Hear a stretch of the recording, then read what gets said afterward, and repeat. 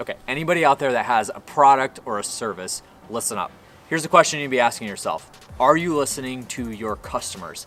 A great quote that I read in a book the other day says, don't speak to your customers, speak with them.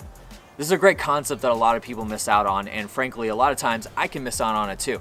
We are a very white glove service-based business that we have. And a lot of times it's hard to speak with our customers because maybe we don't do the same thing that they do. But here's why knowing your customer is so vital and important. So for me, I do my job in knowing my customer as best I can. If somebody that is in my target demographic publishes a book, I'm buying that book and I'm reading it cover to cover because I want to be inside their head and know who they are. If I'm networking with them at a mastermind, I'm asking a lot of questions in order to draw information out, not necessarily that I could use and take advantage of, but so that I can know my customer and know what their wants and needs are. And this is a thing that a lot of people miss out on, is they're trying to only speak to their customer and say, you need this, you need this, you need that, here's your problem, here's how we can solve it. But the problem is that nobody's listening because the customer doesn't want to be spoken to, they want to be heard. They want to know that you know their pain point and that you can actually solve that for them. And one of the best ways that you can do that is through content marketing and through your marketing in general. Stop just straight advertising to people. Stop just speaking to them, speak with them. Show them that you know what their pain point is. Show them that you can help solve that. And the way you do that is through content marketing. And another quote that I've talked about previously is people don't buy the best products and services.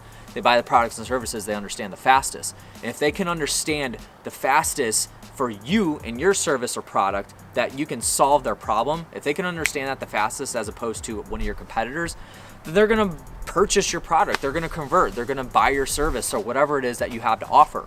But the truth in the matter is that a lot of marketers, like the days of just straight advertising to people where you're just doing radio ads, you're doing like straight up call to actions, you're being salesy, the whole car salesman type scenario where you walk into a dealership and you just get pounded with like, how can I help you? What are you looking for? Like, for me, when I'm walking in a dealership, I know what I'm already there for. And I want to make sure that that salesman is speaking with me, not just to me. He's actually listening.